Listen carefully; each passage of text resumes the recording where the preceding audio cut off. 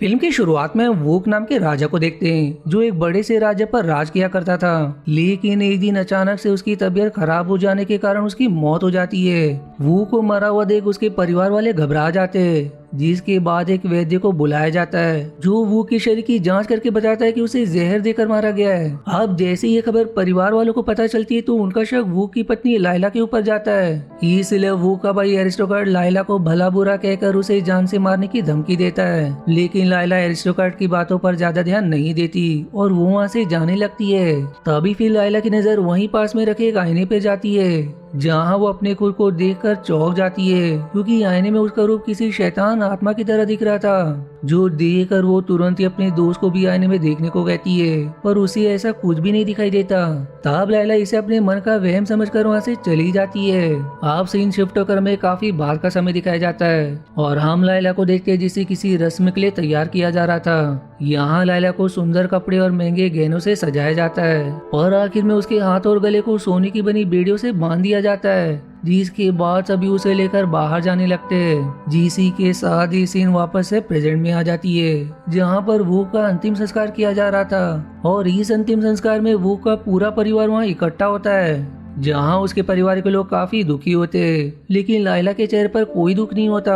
आगे ये दिखाया जाता है कि ठीक एक रात पहले लाइला और वूक के बीच एक छोटी सी बात को लेकर बहस हो गई थी, जहाँ वूक जो कि नशे की हालत में था वो लाइला को बड़ी बेरहमी से मारता है, जिससे परेशान होकर लाइला वूक की जान ले लेती है। यानी कि एरिस्टोक्रेट का शक सही था कि लाइला ने अपने पति वूक को मारा है। इधर अंतिम संस्कार की रस्म खत्म होती सभी लोग घर आ जाते हैं, जहाँ वो सभी लाइला को अपने परिवार से बाहर निकाल देते और फिर उसका राजमहल में आना ही बंद कर दिया जाता है, जिस कारण अब वो खुद को इतना अकेला पाकर रोने लगती है।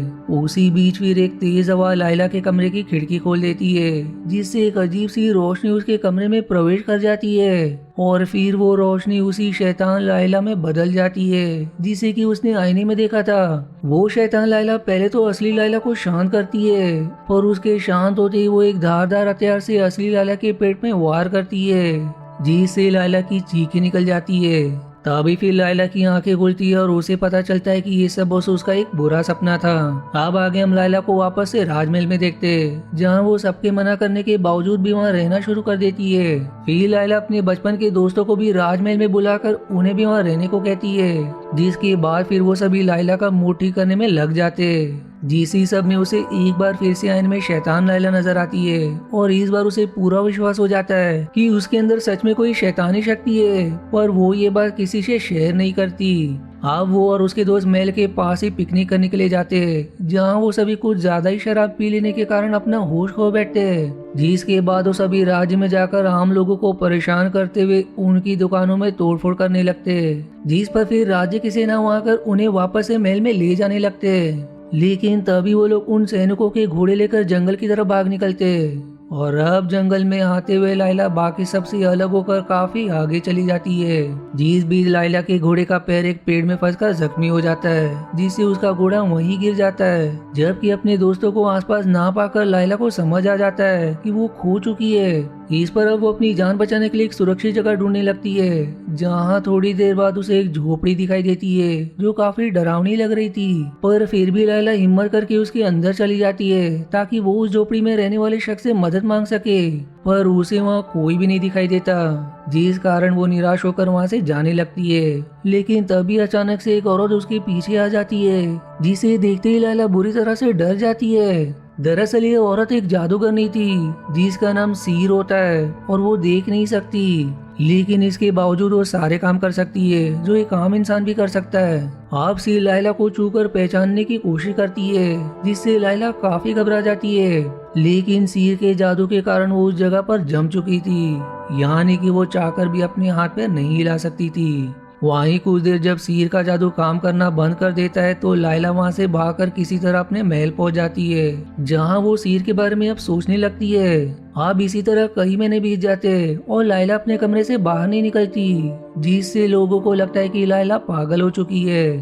तब उसका इलाज करने के लिए वैद्य को बुलाया जाता है, जो लाइला की जांच करके बताता है कि वो प्रेग्नेंट है। अब जैसे ये बात वू के भाई एरिस्टोकॉर्ड को पता चलती है तो वो गुस्से में आ जाता है, क्योंकि यदि लाइला ने एक बेटे को जन्म दिया तो जो राज्य अभी उसको मिला है वो लाइला के बेटे का हो जाएगा। लेकिन एरिस्टोकॉर्ड ऐसा नहीं चाहता था, इसलिए वो लाइला को पागल घोषित करवा देता है। इधर लाइला अपने बच्चे को कुछ ही दिनों में जन्म देने वाली थी, लेकिन इससे पहले उसको कोर्ट में बुलाकर ये साबित करने को कहा जाता है कि ये बच्चा वू का ही है। अब ये बात लाइला को बहुत बुरी लगती है, इसलिए वो जज से सवाल करती है कि वो कैसे इस बात को साबित कर सकती है, पर जज भी वू के भाई की तरफदारी करता है। इसलिए वो लाइला से कहता है कि अगर तुम बर्फ से भरी हुई नदी में कुछ घंटे बिता दो तो सभी मान लेंगे कि ये बेटा वू का ही है। इसलिए मजबूरन लाइला ये काम करने के लिए तैयार हो जाती है। दरअसल जज ने ऐसा वू के भाई के कहने पर ही किया था, क्योंकि इससे लाइला की तबीयत खराब हो जाएगी या तो ठंड के कारण वो बच्चा ही मारा जाएगा।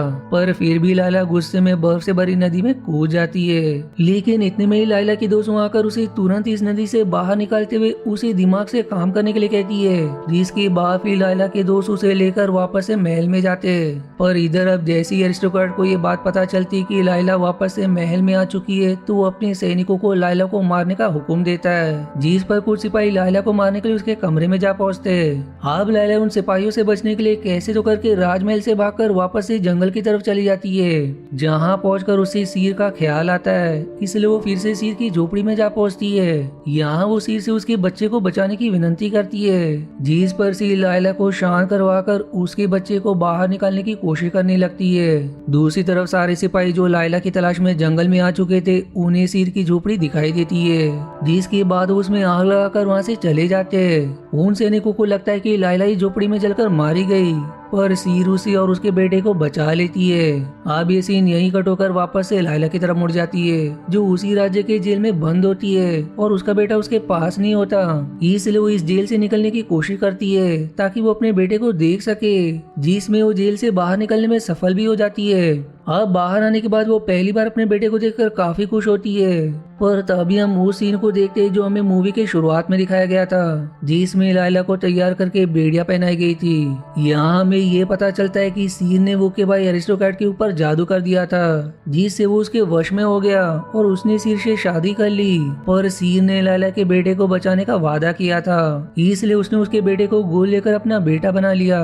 वहीं लाइला के सामने ये शर्त रखी गई थी कि यदि वो अपने बेटे को बचाना चाहती है तो उसे फांसी चढ़ना होगा, और अगर उसने ऐसा नहीं किया तो उसके बेटे को मार दिया जाएगा। इसलिए लाइला खुशी खुशी फांसी की सजा अपना लेती है और फिर उसे सबके सामने मार दिया जाता है। जीसी सैड एंडिंग के साथ ये मूवी यहीं समाप्त हो जाती है। अब बात करें इस मूवी की तो ये मूवी पुराने समय के यूरोपियन कॉन्टिनेंट की समस्या को दिखाती है। दरअसल ये वो समय था जब विचक्राफ्ट के नाम पर महिलाओं को मार दिया जाता था, जिस समय में महिलाओं को पुरुष के मुकाबले काफी कम अधिकार थे, और यदि किसी महिला की मौत हो जाती तो सबसे पहले शक उस आदमी की पत्नी पर ही किया जाता था, जैसे कि हमने मूवी में देखा।